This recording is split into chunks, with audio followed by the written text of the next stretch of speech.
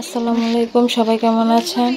আমরা ভালো নেই। দেখেন এত রাত্রে প্রায় 12টা, এই সময় হঠাৎ শুনে এমন দমকা শব্দ, আল্লাহ বলার বাইরে। আমরা তো ভয় পেয়ে গেছিলাম। প্রথমে ভাবছি যে ভূমিকম্প হয়েছে, কিন্তু না, পরে শুনি যে ট্রেন অ্যাক্সিডেন্ট হয়েছে। দেখেন কি অবস্থা! ট্রেনের একটা কোচ বা বগি যাই বলেন, ওইটা চাকা নেমে গিয়েছিল, যার কারণে এই ট্রেনের অনেকটা ক্ষতি হয়েছে। তার মধ্যে দেখেন রেল লাইনের কি অবস্থা।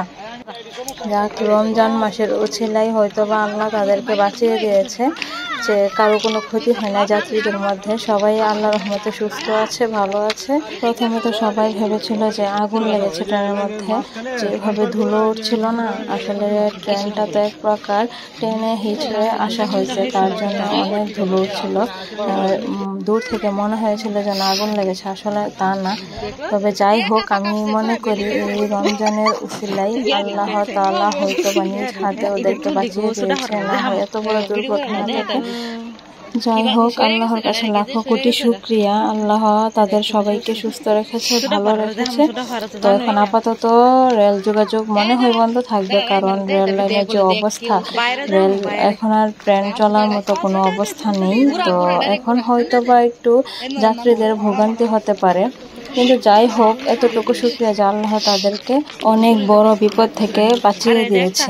তো আমরা যখন এটা শুনি, তখন তো আর বাসায় থাকা সম্ভব না, কারণ এতগুলো মানুষ। তখন মনের মধ্যে একটা পরিকল্পনা আসছিল যে কি যেন হয়েছে। তখন আমরা বের হয়ে যাই। আমরা না, পুরো এলাকার সবাই আমরা বের হয়ে যাই দেখার জন্য। তো আমি যতটুকু পেরেছি ততটুকু দেখানোর চেষ্টা করেছি। দেখেন ওইটা মাঝখানের বগি, ওইটা নেমে গিয়েছিল, যার কারণে এতটুকু সমস্যা হয়েছে।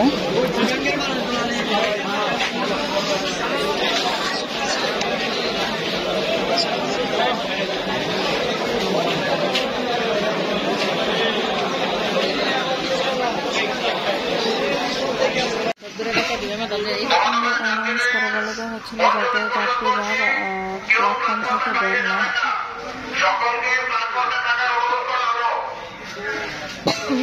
যাত্রীদের সেফটির জন্য এই ঘোষণা দেওয়া হয়েছে।